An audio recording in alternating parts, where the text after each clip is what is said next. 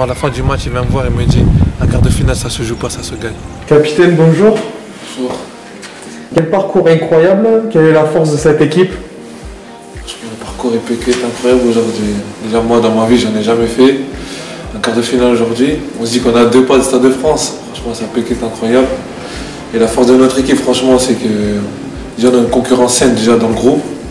Et les joueurs sont tous impliqués. Et le fait qu'on défend l'un pour l'autre. C'est pour ça qu'on ne prend pas beaucoup de buts. Vous avez vu dans le parcours, on n'a pas pris beaucoup de buts. Et c'est ça qui fait notre force. On m'a toujours dit, demain, une équipe qui ne prend pas de buts, elle est 95% de chance de gagner ou de faire le nul, de ne pas perdre. C'est ça notre force, à mon avis. Le club de Canet compte aller jusqu'où? Franchement, aller jusqu'où? Déjà, on va prendre match par match aujourd'hui. Demain, si on passe à côté du match Montpellier, on va s'arrêter là. Après, tout le monde rêverait d'une finale, comme tout le monde. Tout le monde a des grands rêves, tout le monde veut rêver plus grand. C'est tout le monde. Moi, demain, si on me dit on va en finale, je prends. C'est normal, ça. Quel est l'accueil des supporters en ville ou... Le peu que j'ai à chaque fois que je vais acheter du pain, franchement, félicitations et tout, on est très contents pour vous. Tout le monde est derrière nous, je sens que la ville, le Perpignan, Canet, les gens sont derrière nous.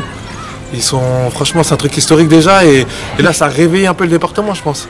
Avec le fait que ça passe sur Téléfoot, ça passe un peu partout dans les chaînes, qu'ils n'avaient pas l'habitude de voir le foot. Aujourd'hui, dans la région, c'est le rugby, on va pas se mentir. C'est le rugby qui est en phare numéro 1. Mais là, aujourd'hui, Canet, franchement, les gens, même mes collègues à moi, ils me parlent même en Afrique. Imaginez, enfin l'Afrique. En sélection, je reviens, ils me parlent de ça. La phrase de sponsor que j'aurais dit, il est 20h chez moi, ils m'ont tous ressorti ça. Ils m'ont dit, un capitaine qui sort l'OM, franchement, aujourd'hui, ça parle beaucoup de nous.